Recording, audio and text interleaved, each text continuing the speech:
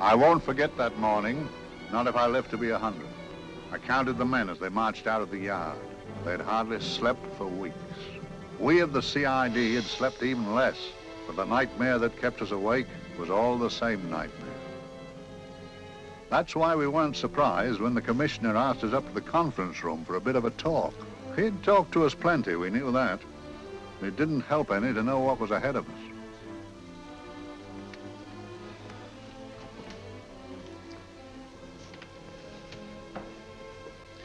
Must we have that window open, Gregson? Oh, shut it if you want to. Chief will be in enough of a temper without having a ruddy blast down the back of his neck.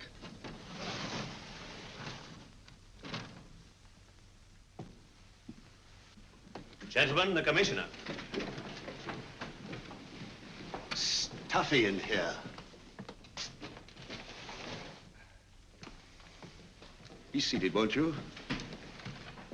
Gentlemen, if you wish to know what able men you are, read any of the works of popular fiction that glamorize your achievements, but don't, I beg of you, read the daily papers. They might give you an inferiority complex. I hate to mention it, but we're confronted with a series of the most atrocious murders since Jack the Ripper. And in the meantime, the CID might as well be playing at shove-hate-me for all the good we've accomplished. Now look. Here, here, and here. Each of these red flags scattered through the city stands for a woman brutally murdered, a woman's terror, a woman's death agony. These are no ordinary crimes. These are the works of a fiend who kills first and mutilates afterwards. A ghoul who hacks off a part of his victim body and carries it away with him, a loathsome souvenir of his butchery. 3 women murdered so far, and you haven't turned in one clue. You haven't given me one lead. Here you sit and wait for news of a 4th victim, with your arms folded.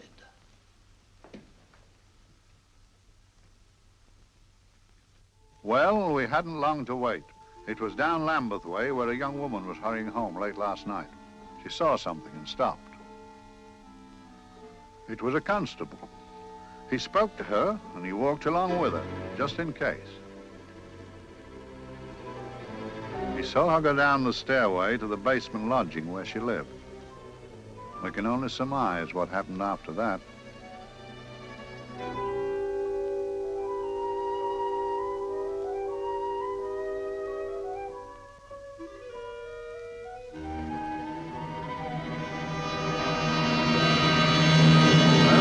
My pride in my pocket and went to see the man who'd so often helped out Inspector Lestrade and myself in the past, Mr. Sherlock Holmes.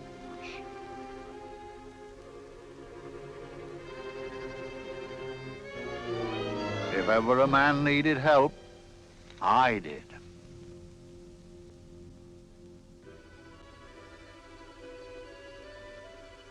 This makes 4, Inspector. 4 defenseless women here in the heart of London. And everyone with the right forefinger hacked off. Not hacked, Inspector Gregson. Cleanly, expertly severed. The work of a skilled surgeon. That's our only clue. Much about the age of my sister's girl. Is there no way of stopping this, Mr. Holmes? Yes. There's a way, somehow. The fiend that did this. I promise. I promise. We've nothing to go on, that's the rotten part of it. We can't get far without knowing the motive. Well, at least we know what the motives were not. It wasn't robbery, nor passion, thanks be, nor yet vengeance. Because they all came of totally unrelated families. Steady, Inspector, steady. Sorry, Mr. Holmes. I don't turn a hair when it's a bloke that can look after himself. A little slip of a thing like that. Yes, it's horrible. Come on, let's get a drink.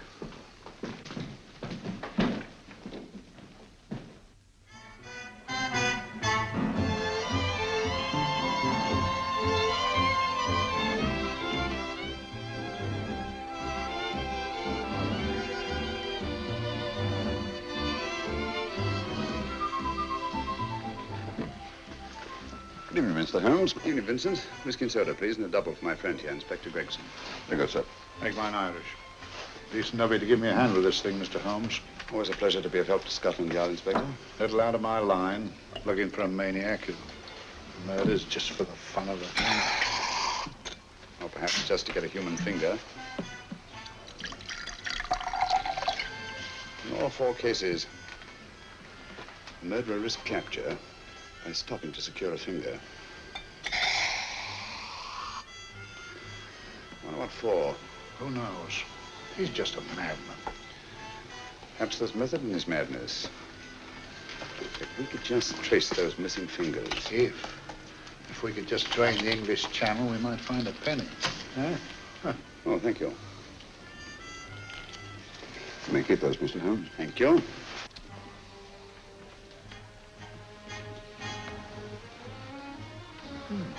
Sir George Fenwick, isn't it? Yes. Is that his daughter with him? Don't be so naive, Inspector. You know everyone, don't you, darling? Well, hardly. A week ago, I didn't know you. A week. How fast it's gone.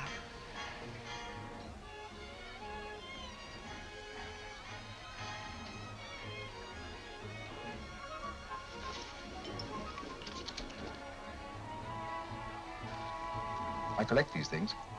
How very quaint of you. Shall we go? Yes.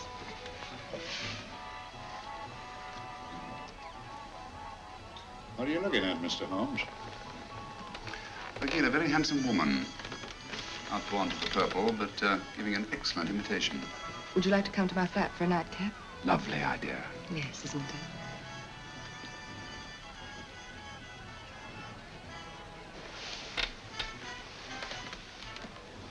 Wonder where she's taking Sir George Fenwick. Don't be so naive, Mr. Holmes.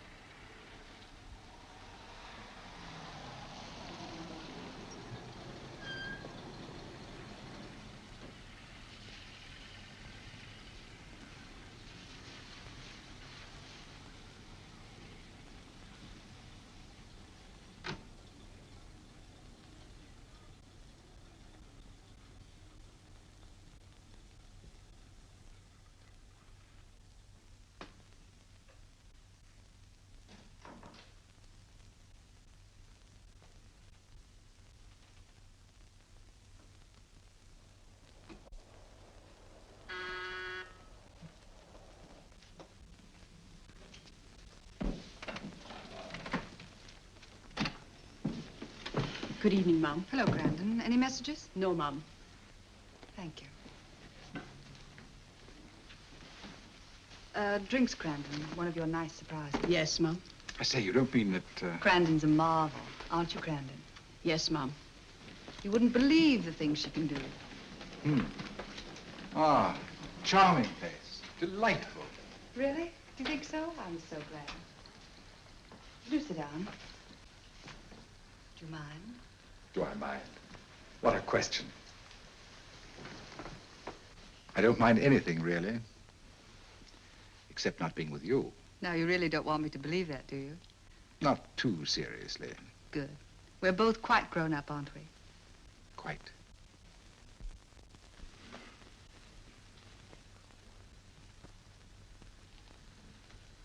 You're a treasure, Grandon.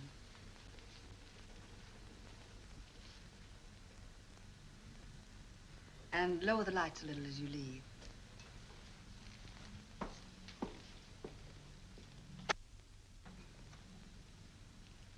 I prefer a more flattering light. In any light, you'd be... Would I? And don't you know it? Perhaps I do.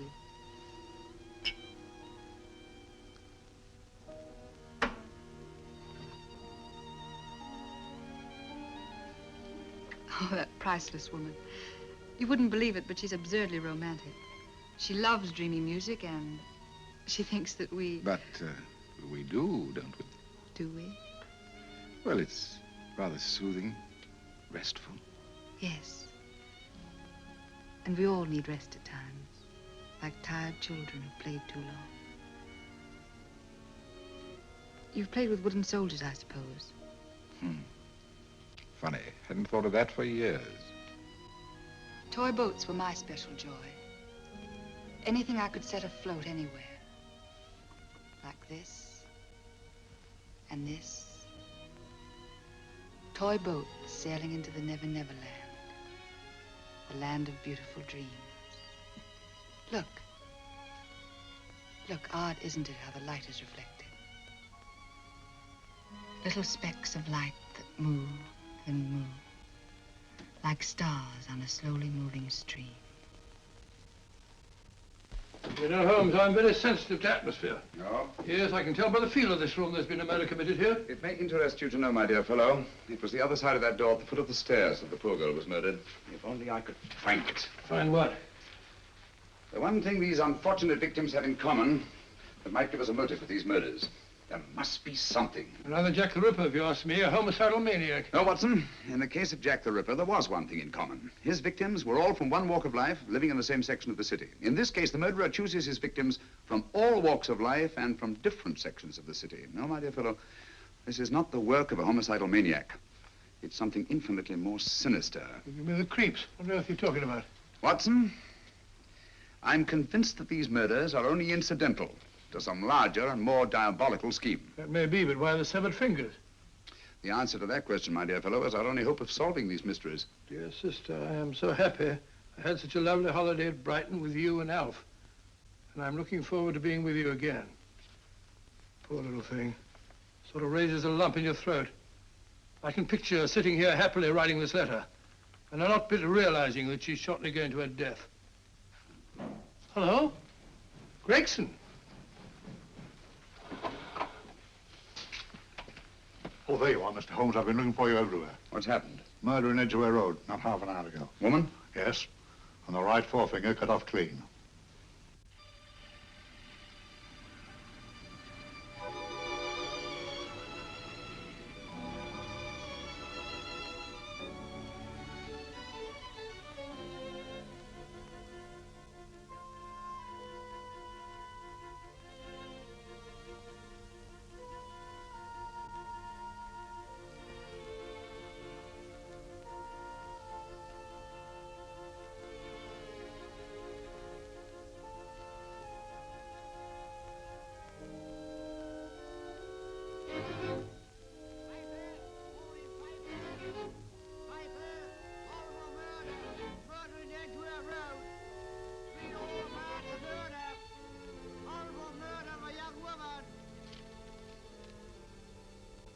Piper! Horrible murder, Piper! All about the murder! Morning, Piper! All about the murder! Piper! Horrible murder! Another young woman found murdered, Piper, sir! Horrible murder, Piper! Piper! Read all about it! Get your Piper! Murder in Edgware Road! Horrible finger murder. Shocking murder. Murder in Edgware Road. Horrible murder of a young woman. Read all about the murder.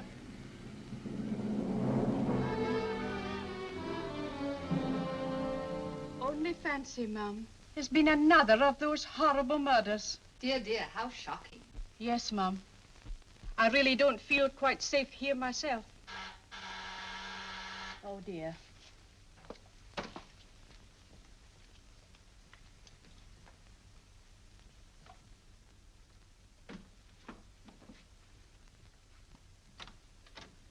Why, Sir George! I must see Miss Marlowe at once. I don't know if she... I must see her. Where is she? Lydia. Why, Sir George, what is it? What happened? I don't know. You'll have to help me. You've got to help me. But I don't understand. Listen, I woke up a few minutes ago in a cheap boarding house off Edgware Road. I don't know how I came there. I don't know when. The last thing I remember is being here with you. Calm yourself, Sir George. When did I leave here? Well, it was about It was 10:45, Mum. Precisely. You seemed, forgive me, just a little distressed. Detached, not interested. I thought I'd said something to offend you. I don't remember.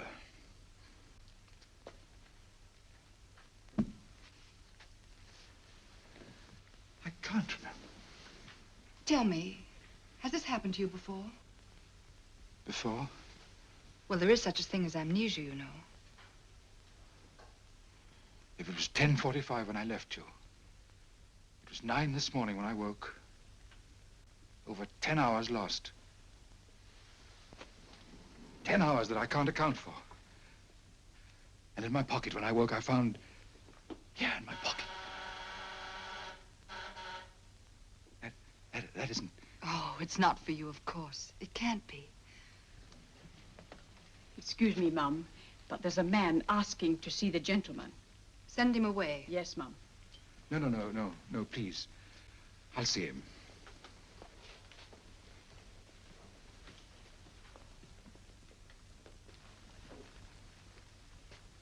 Well? Delightful room. Not much like the place you woke up in this morning. You followed me here? Yes. Are you a detective? Oh, no. Quite the contrary. Don't be afraid, Sir George. You know my name? Oh, yes. A very old and highly honored name. And being the bearer of such a name, and also a very wealthy man, I thought you might care to possess yourself of this trifle. Rather than let it fall into the hands of the police. It is yours, if I'm not mistaken. The initials, GF. Where did you get this? It came out of your pocket. I saw it fall, but you never noticed. You were very busy, bending over something with a knife. Then you put something in your pocket.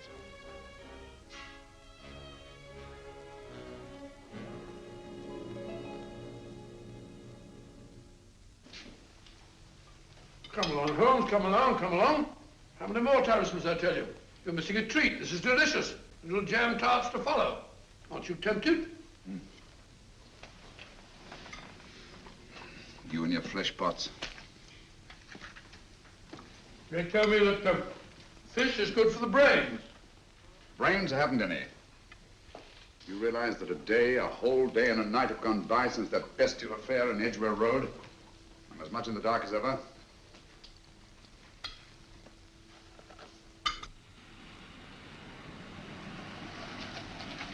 Hello, here comes a client, unless I'm very much mistaken.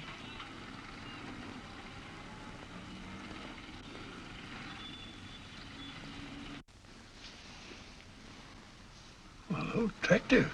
Very attractive.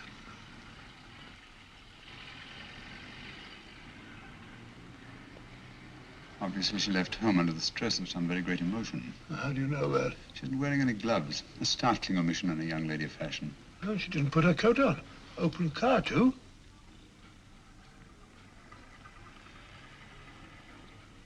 Furthermore, there's something in that bag she wants to show me. What makes you say that? Bag doesn't match her dress, indicating it was picked for size rather than style, to accommodate some bulky object. You amaze me, Holmes. What do you mention, my dear fellow?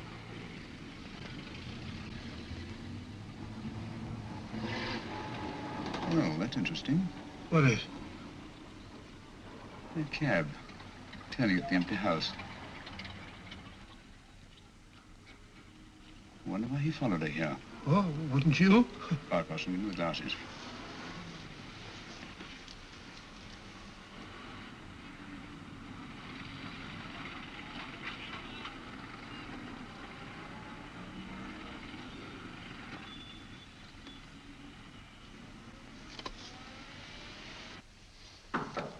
Well, we shall soon know. Yes, Mrs. Hudson? It's a young lady, sir. Most urgent. Ask her to come in. Go right in, miss. Mr. Holmes? Yes, this is my friend, Dr. Watson. How do you do? How do you do? Mr. Holmes, you must excuse me, please. Yes, well, won't you sit down? Come along. May I? It's quite all right. Thank you.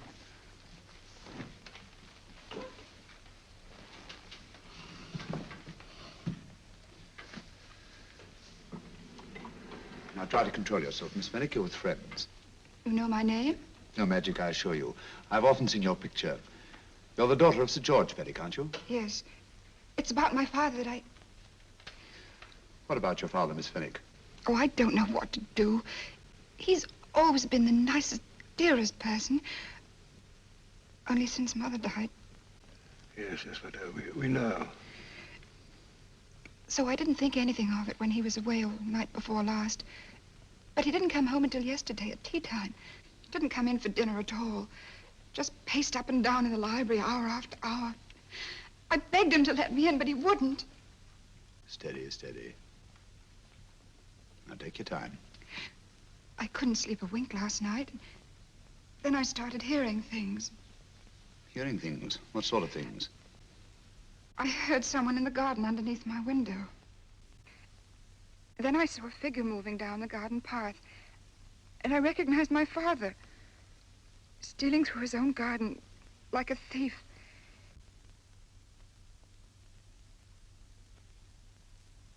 He had a spade in his hand, and he stopped by the greenhouse where he started to dig.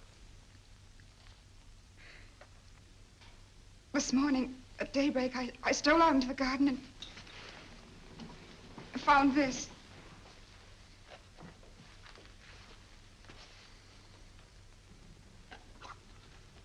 A finger. A human finger. Bring up Scotland Yard, will you, Watson? Ask them to get hold of Inspector Gregson and tell him to meet us at once at George Fenwick's house, Kingston. Operator, get me Scotland Yard quick. Where's my father, Norris? He's still in the library, miss. Thank you. We'll see him right away. Will you come with me, please? Thank you.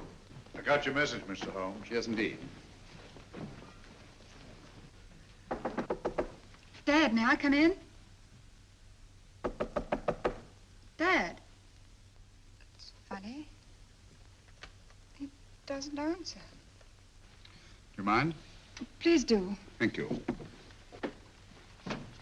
Watson, quick. Oh, Come along, no, my dear. no, no. Take charge, Miss Fenwick, please. Sorry, sir. Now, miss, please. Please come along with me.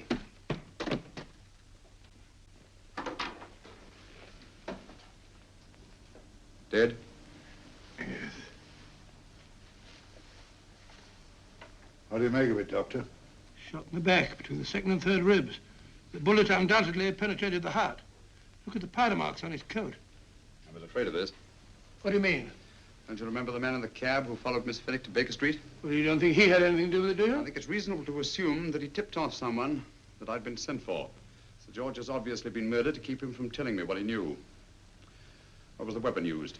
Small caliber revolver, point blank range by the look of the wound. The murderer came in through those French windows. The mud from the garden he brought in his boots. Sir George must have surprised the intruder. Passed the room to him here. What follows, we can't tell. But from the location of the wound, I'd say that he turned his back for a moment, and as he turned, the muzzle of the revolver was placed between his ribs and one muffled shot fired. And you mean to say he kept on going, even after he was shot? There's no doubt about it. Look there. The trail of blood leads us back to the desk. There's something Sir George was after. Something. I know. He was trying to summon help, poor chap. I don't think so, Watson. There's the bell pull by the fireplace. No, you'll notice from the trail of blood that Sir George made straight for this desk here. I wonder, there was something he was desperately anxious to get. Hello. His right hand's clenched. That's perfectly natural. Death agony. The left hand lies open. Why only one hand clenched in the death agony? The right hand, the hand nearest the desk. Please note that. If Sir George took something off this desk, something so important that he spilled his last drop of blood to get it, I want to know what it is.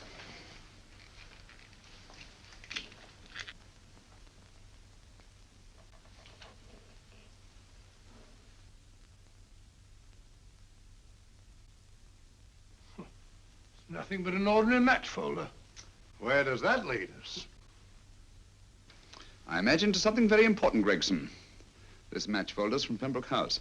Why shouldn't it be? He was there, you know. We saw him yesterday. Yes, but the effort he made after he was shot to get hold of this match folder. It's just possible he wanted someone to remember Pembroke House.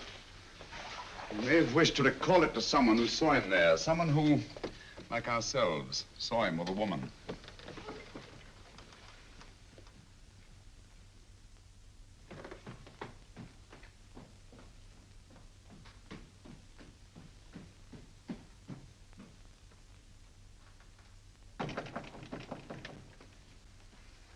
Come in.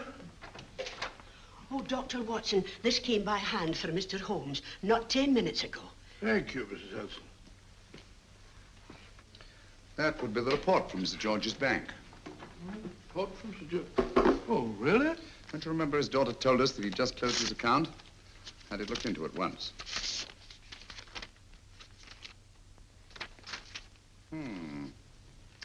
He drew out his entire balance in cash, nearly £10,000, yesterday, just after that young woman was murdered. What does that suggest you, Watson? But he paid it out to someone. Precisely. I smell the faint, sweet odor of blackmail. You don't think he paid it out to someone who saw him murder the McLean woman? Sir George never murdered anyone. But he did have that woman's finger, and he evidently did have and pay out a lot of cash. That's the terrifying part about blackmail, Watson. The victim is afraid to fight the accusation, no matter how false. Once the accusation is made, his name is smeared, and sometimes his life is ruined. Well, Sir George didn't commit these murders. What fiend did? I rather think they're not the work of any one man. Oh, come, Holmes. You don't expect me to believe there's a whole organization going about killing people and chopping off their fingers. No, it's possible, quite possible. Well, whoever's behind all this thing must be out of his mind. On the contrary, my dear fellow, if my assumptions are correct, this little scheme has behind it the most brilliant and ruthless intellect the world has ever known. You don't mean Professor Moriarty? I do. Oh, steady, Holmes. You've got him on the brain. This is the third time in as many months you've suspected him of unsolved crimes. He's dead, you know. Is he? Is he? You know he is. He was hanged in Montevideo, well, over a year ago. I know that someone was hanged in Montevideo under that name. But I'll stake my reputation that Moriarty is alive and here, now, in London. Hello? Yes, but Dr. Watson, wait a minute. You me? Oh, yes? This is Dr. Watson speaking. No, I'm afraid I've retired. I don't practice anymore. What? Oh, that's a different thing. An emergency case. Well, just a minute. Yes? Yes, well, see, she's not moved. Remember that? Don't touch her till I get there. Fractured case in McCardle's Mews. Heavy woman. 14 stone. Look at dust. 14 stone. Just the sort of person who would hoist herself up on a stool to feed the canary. There ought to be a law against fat people keeping little dicky birds. Well, so long, old man. I shan't be very long. Haven't used that bag since I brought little Amelia. What's her name in the world? She grew up to be a very unattractive child. Well, who wouldn't with a name like Amelia? Oh, Amelia. Amelia.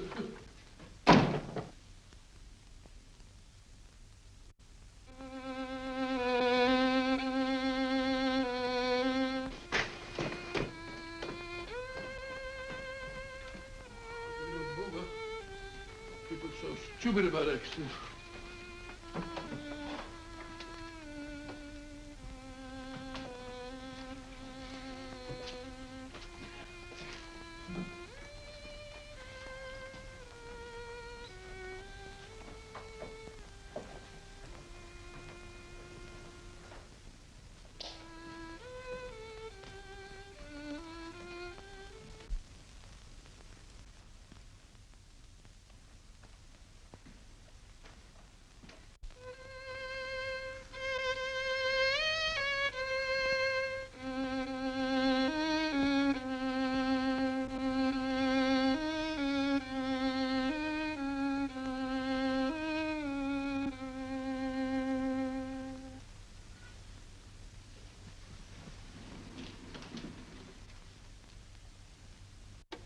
Oh, Professor Moriarty. Not that I wish to appear inquisitive, but to what am I indebted for the pleasure of this visit? Scotland Yard will be interested. It's very convenient for me to have Scotland Yard think that I'm still dead in Montevideo. I never dreamed of fooling you. Thank you. The thought occurs to me, Mr. Holmes, that there are some advantages in living within the law. You are very comfortably fixed here, aren't you? As I get on in life, the little comforts appeal to me more and more. Oh, I beg your pardon. Won't you sit down? Thank you.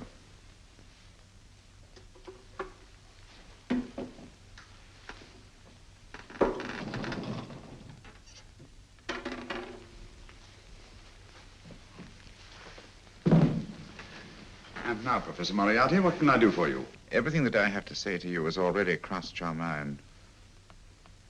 And my answer has no doubt crossed yours. That's final? What do you think? I shall not rest until you are hanged for the finger murders. You've no proof, you know.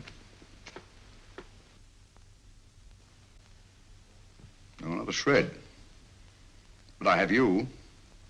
I could turn you over to the police here and now. You could. But if you did, you'd never see Dr. Watson again. Oh, the telephone call. Quite.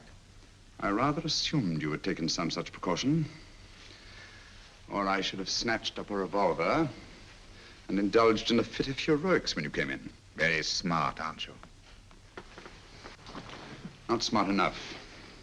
Or I should have anticipated you. But if any harm comes to Dr. Watson, I shall seek you out. I shall not rest until I find you, and when I do... No harm will come to Dr. Watson this time. But I can't answer for the future. Mr. Holmes, I should strongly advise you to drop this case. Don't be silly. Think it over. We've had many encounters in the past. You hope to place me on the gallows. I tell you I shall never stand up on the gallows. But if you are instrumental in any way in bringing about my destruction, you will not be alive to enjoy your satisfaction. And we shall walk together through the gates of eternity, hand in hand. What a charming picture that would make. Yes, wouldn't it? You know, I really think it might be worth it.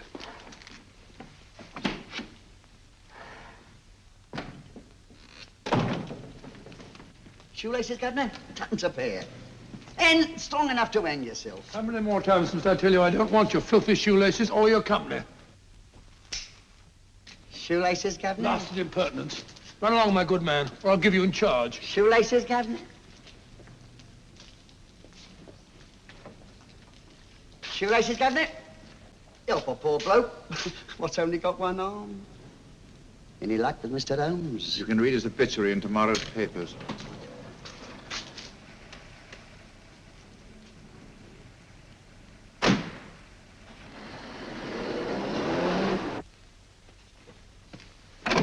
Oh, there you are, Watson. Come in. I was, just going out to look for you. Look for me what for? Suppose you don't think I know my way about. Well, you're right, I don't. Blast all practical jokers anyhow. Know where I've been? On a wild goose chase. Exactly. There's no such number in McCardle's Muse. Some fool's idea of a joke.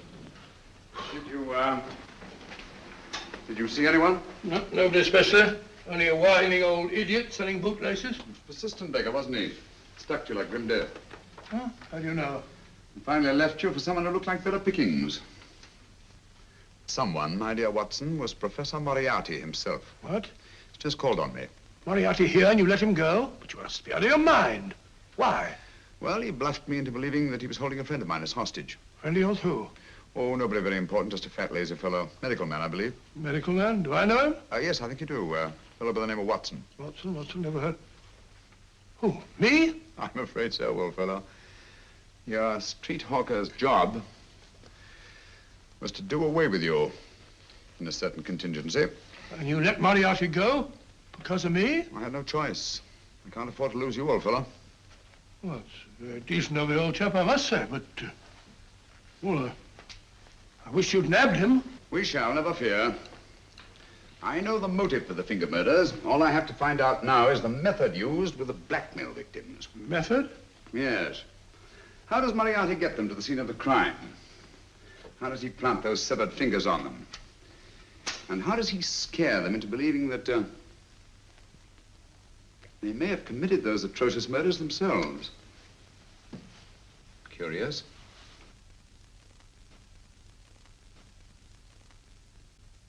Very curious. Huh? Curious? What's curious? That window in the empty house across the street. First floor front. Huh? What's wrong with it? It's open. Why shouldn't it be open? Well, it wasn't open half an hour ago. I'll stake my life on that. Well, it's not our business. Let it stay open. I wonder if you'd go over, old fellow, and see what's the matter. Oh, trespassing. It's against the law. Very well, I'll go myself. Oh, well, if you're going to put it like that, ridiculous waste of time. Going about shutting windows at this hour of the night. Yeah, you better take this torch. Well, take what? Dignified job for a doctor. Dr. Watson, the torchbearer. And what do you propose to do? Sit in a comfortable chair, I suppose, and read a good book. That's a very good idea. Yes, very good idea. While I play night watchman, you have a nice read. Mm-hmm. Good night. Have a good time. Have a good time? What do you mean, have a good...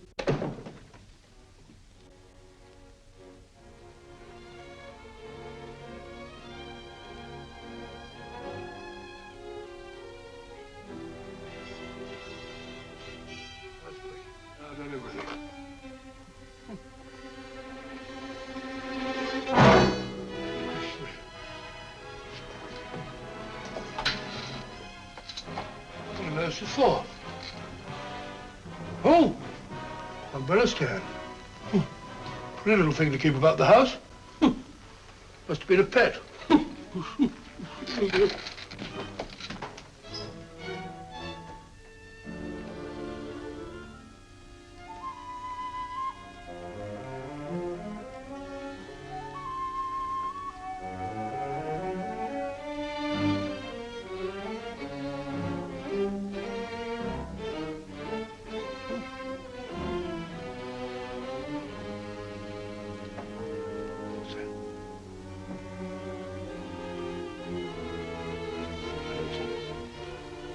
Rat robbery. This was oh.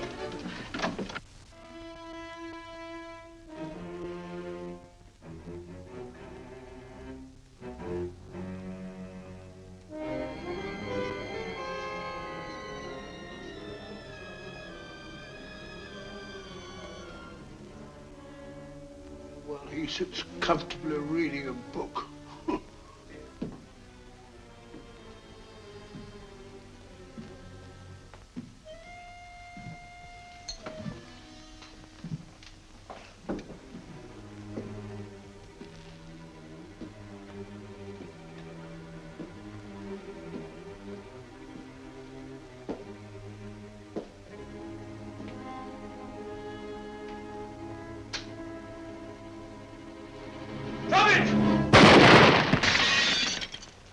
He killed Holmes! He killed Sherlock! Watson. You? But I saw him shoot you a second ago. Not me, my dear fellow. Merely the bust of Julius Caesar. Incidentally, you may have noticed that all through the ages, prominent men have prominent noses. Oh, I'm afraid we're in for terrible trouble again with Mrs. Hudson. Windows smashed, plaster all over the floor. Get up, you.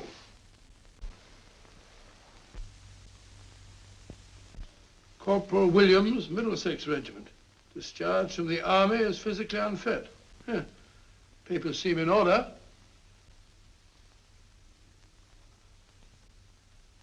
Now, Corporal Williams, you've seen service in the Far East, haven't you? The East? I thought so. Look at his complexion, Watson. Yellow as saffron. He's been taking atabrine. Cure for malaria. Sniper, aren't you? Sniper. Hmm. Why did you try to kill me? I had to kill him. I had to. Oh, snap out of it. Stop it, Watson. He's shamming. No, he isn't. Who told you to kill me? She told me. She told you? She told me I couldn't miss. Well, luckily you did miss, you murderer. He isn't a murderer, Watson. Listen, Corporal Williams. She told you you had to do it, didn't she? I had to do it. I've got it, Watson, I've got it. Got what? The method used in the finger murders. Well, what is it? Hypnotism, my dear fellow, hypnotism.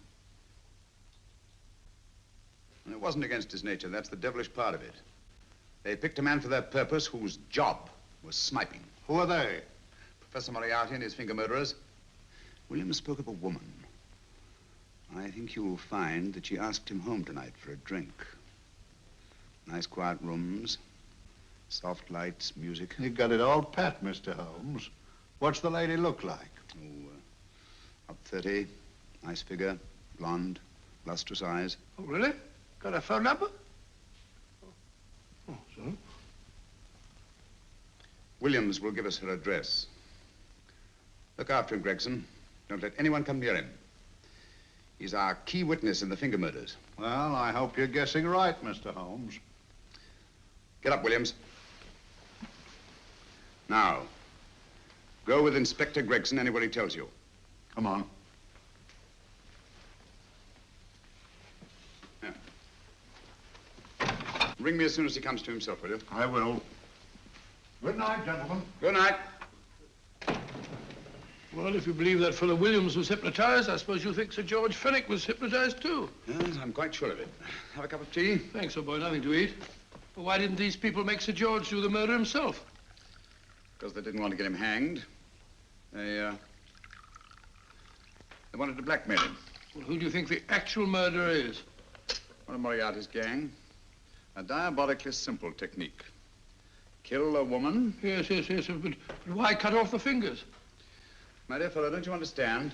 The severed finger is what links the blackmail victim to the murder. He wakes, finds the grisly thing in his pocket.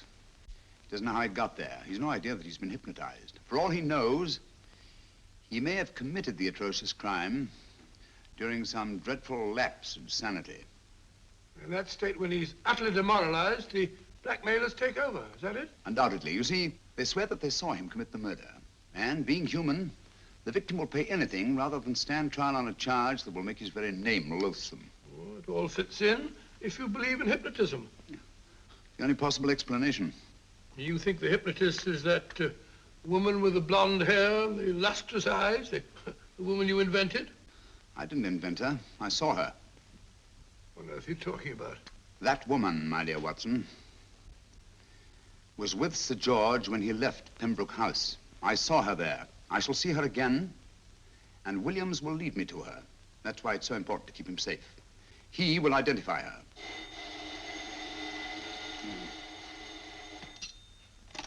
Hello? Yes?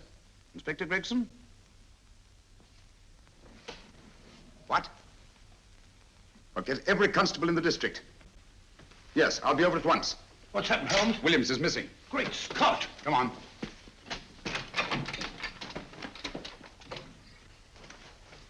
Lorry crashed into Gregson's car. During the confusion, Williams disappeared. Escaped, eh? No, kidnapped. To keep him from talking when he came to. You don't think that Moriarty... With Moriarty, anything is possible.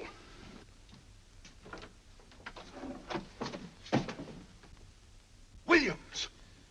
Dead. You see, anything is possible.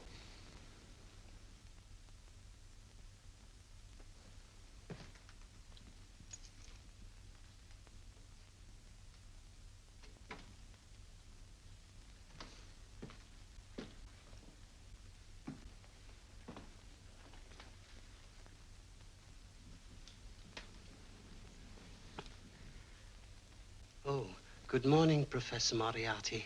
You startled me. I'm dressing another dolly, a dear little nurse. Is there anything wrong with your finger? Just a splinter. Nasty things, splinters. Most trying. One can't be too careful, but I'll get it out for you. I have the very instrument to help you. Sharp enough to split a hair. Put those tools away until they're needed. But they're not tools, sir. They're instruments. Put them away. Is Lydia in? Yes. But really, you should let me. Get dressed. Holmes and Watson just left Baker Street for the Mesmer Club.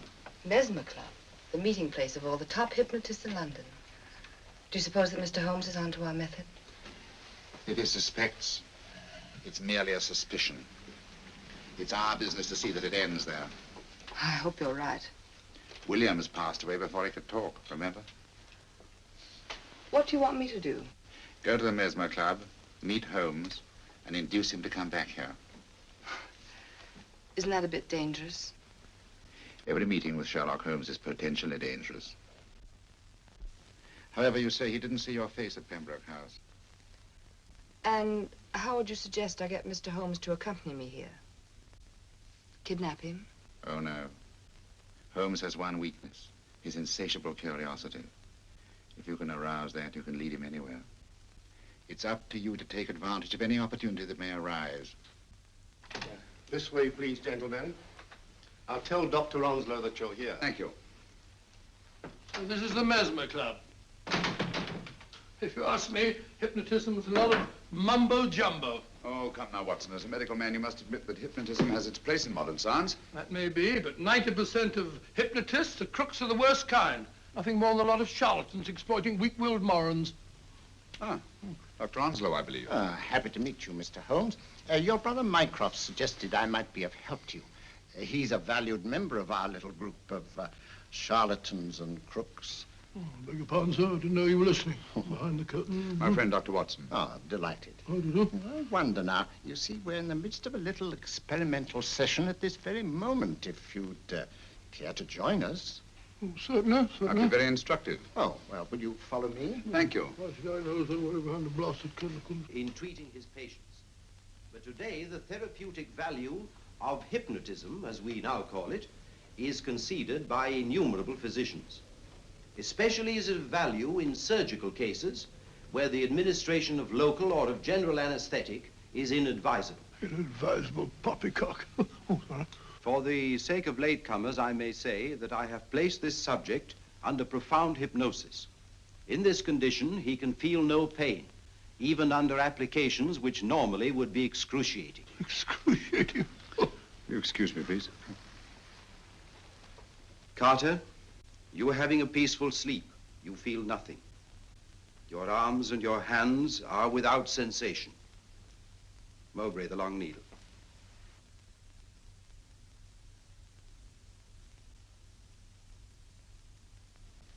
Carter, give me your right hand.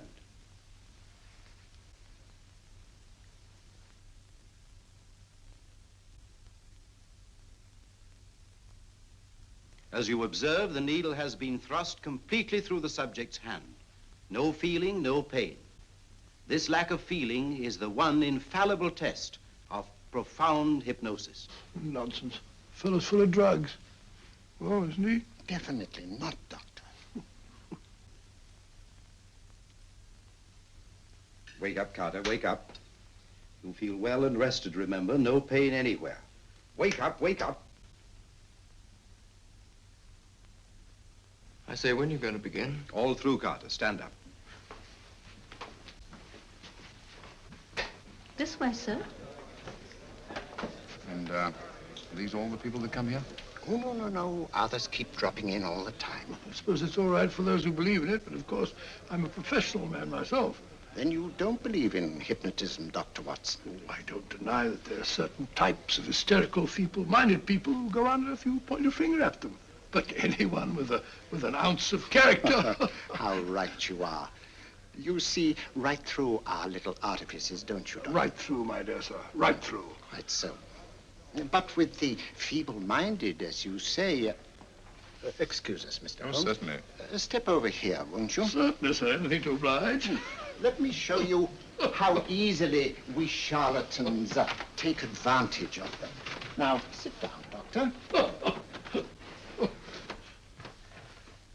Now, we set a thing like this in motion. It's wonderful, the attraction on the feeble-minded, of course. The continuous motion, if they just let themselves follow it. Of course, you could stare at it till doomsday, Dr. Watson, with no effect at all. Still, it might make you a little drowsy, like the white ribbon of road at night when you're driving. The rhythm is smooth, unbroken, and the road goes on and on, round and round, always the same, winding and winding. And you're drowsy, you're tired. Let the road come into you, as it were. The long road, the smooth road, the road to sleep. Sleep.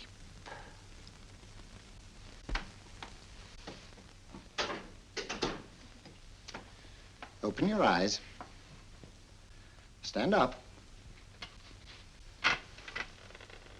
Turn around. And now, Dr. Watson, you're on a holiday in Scotland. The country is amazingly beautiful. We're coming to a stream. It isn't deep. Better take your shoes and socks off.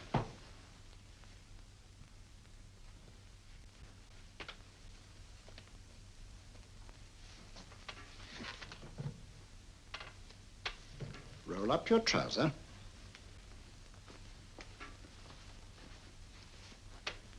That will do. The other leg is waterproof. Turn around. Mind the pedals.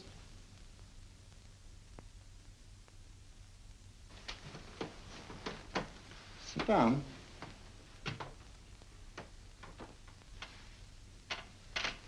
Wake up now.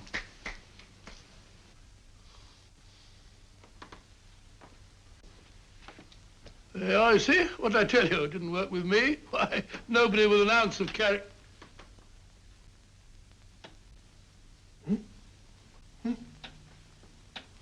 I think you'll need these.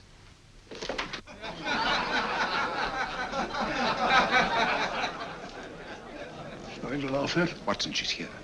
Oh, the woman you're looking for? Yes, I'm going to meet her. Perhaps I can induce her to take me to Moriarty. Do you think it's wise, Holmes? May not be wise, but it's essential. After all, I've held me on with Moriarty in the past. But isn't it dangerous? She might be a hypnotist. If my will isn't stronger than hers, I deserve to be hypnotized. I feel I must protest, Dr. Onslow. I was told this was a gathering of serious students of a great science, and I find myself in a company of buffoons. Oh, my dear madam. Elliots and Esdale Braid. Were those men martyrs for the truth, that you may laugh over your childish, cruel tricks? I must say I'm in complete agreement with you, madam.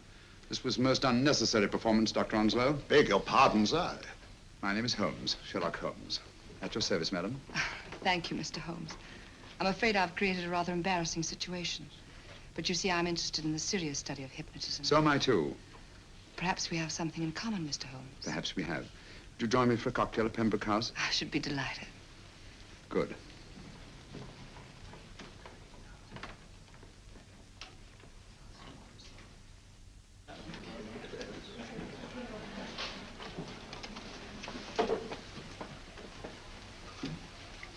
Thank you. I didn't know there was such a pleasant place in London. It was so nice of you to suggest our coming here. I thought a little pick-me-up would do us good. You mean you thought I looked... I like the way you look. Thank you. I suppose I did lose my head a little at the Mesmer Club. But you see, hypnotism is almost a religion with me. I know so well what it can do to help and heal.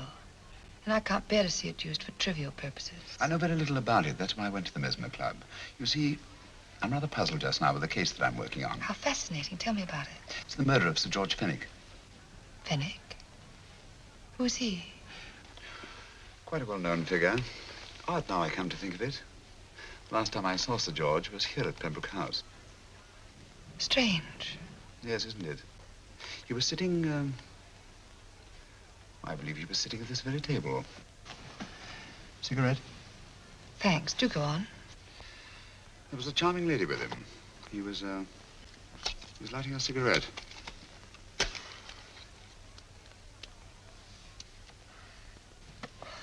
Charming. Did you see her face? No worse luck. Merely her back. How unenterprising of you. Yes, wasn't it? Afraid I'm getting a little older. I shouldn't say so. That's nice of you. Still, the first time in my life, I've got hold of a case that's beyond me. I'm actually losing sleep over it. You know, Mr. Holmes, I believe I could help you. Really? I should be very grateful. You're amused. Oh, merely skeptical. How would you go about it? I've used hypnotism more than once in healing. Not for profit. I'm not a professional. But I do think I could help you. If you'd care to... I can't think of a pleasanter experience.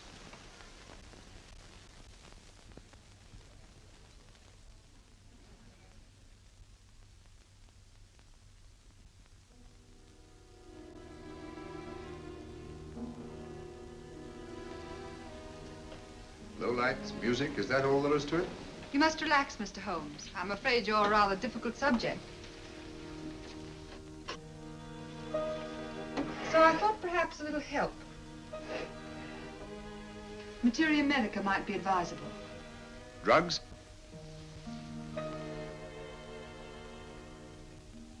No, I'd rather not, if you don't mind. As a matter of fact, I'd rather not myself. But Schrenk-Notzing, he practiced in Munich, you know. Believed it the best means for difficult subjects. Do you mind? Well, as a matter of fact, I don't approve of sedatives. Just as you wish. We don't have to go on with this at all, you know. Wait a minute. Wait a minute. All right. I'll take a chance. It's really quite harmless. What is it? Cannabis japonica, an oriental soporific. You'll need water.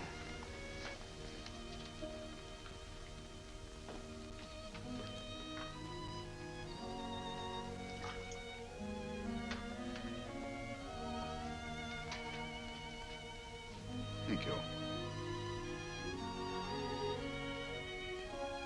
Now sit down, Mr.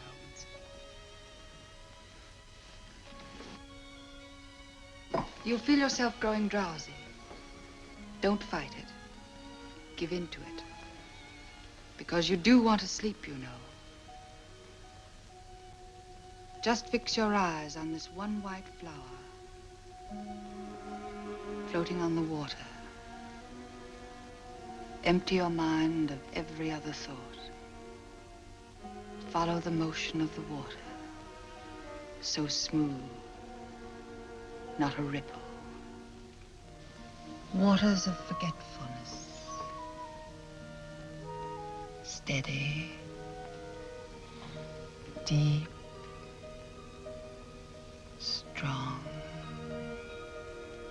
Strange, isn't it? How the light is reflected. Little specks of light that move and move.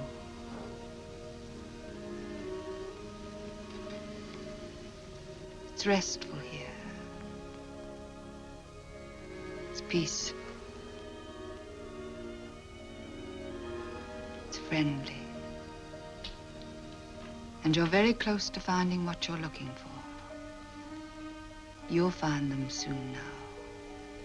The guilty ones.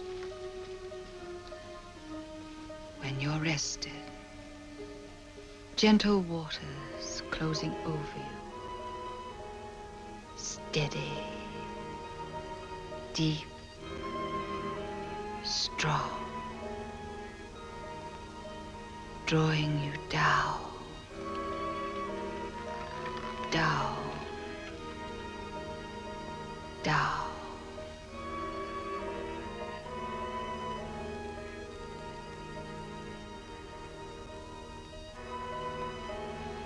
Sleep. Sleep. Sleep.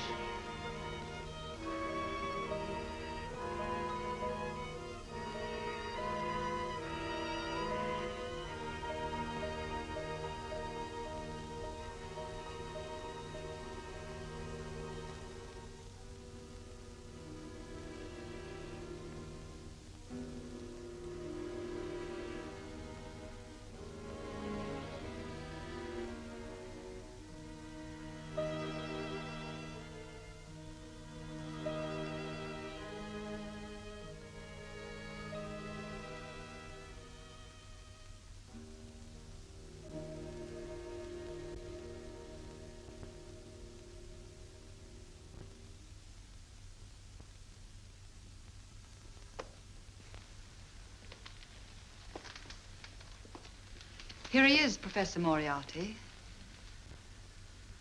Stand up, Mr. Holmes.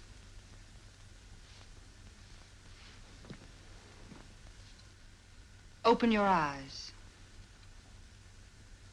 Face this way. Are you satisfied? We are dealing with a clever man. He may be shamming. There's just one infallible test for profound hypnosis. You ready, Dr. Simnel?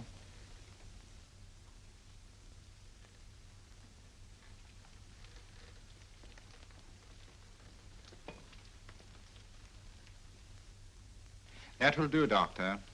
He couldn't fake insensibility to the knife. I congratulate you, Lydia. Turn round, Mr. Holmes. Now walk to the desk.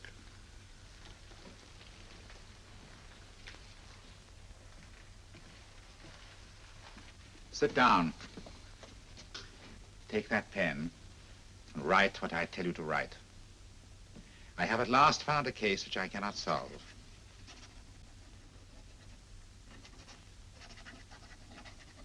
I have outlived my usefulness.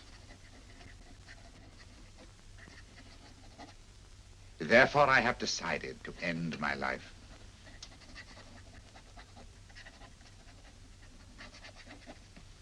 Sign your name. Now blot it.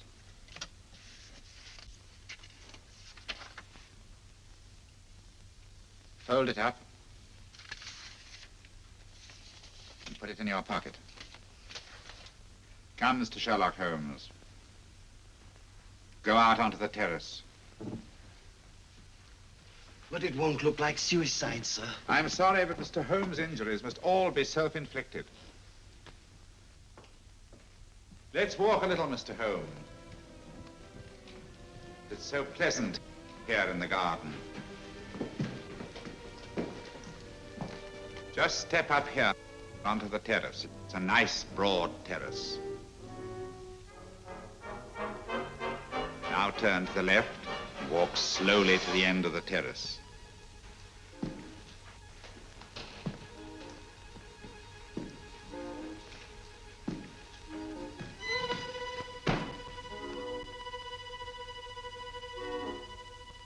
Don't stop. You must walk to the end, you know.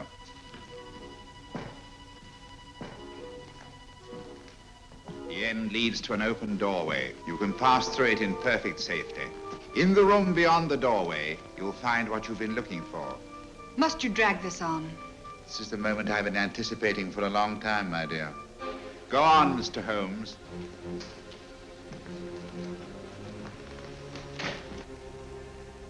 Through the open doorway, you will find the man responsible for the finger murders and the death of Sir George Fenwick. Professor Moriarty. Holmes! Stand still. What a beautiful view, Watson. I'm quite enjoying it. No, you're not. You're hypnotized. You're under a spell. Stand still. Don't move. Steady, Holmes. Steady does it. Stand perfectly still where you are. Nonsense, Watson.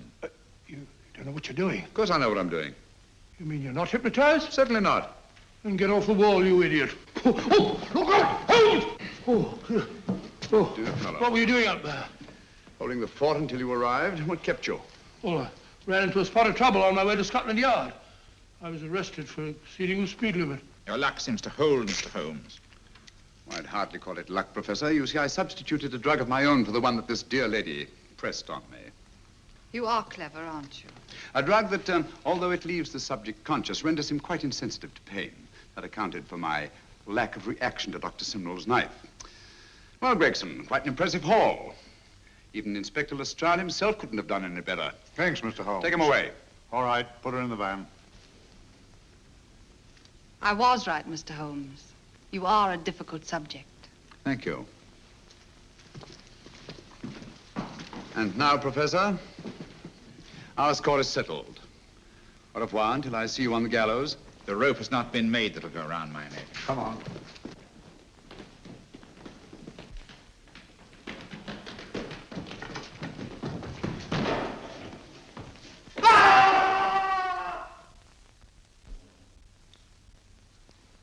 take care of things, Mr. Holmes. Thank you, Inspector. Come on. An evil man, Holmes, but what a horrible death. Better than he deserved. What are you thinking of? I'm thinking of all the women who can come and go in safety in the streets of London tonight. The stars keep watch in their heavens. And in our own little way, we too, old friend, are privileged to watch over our city.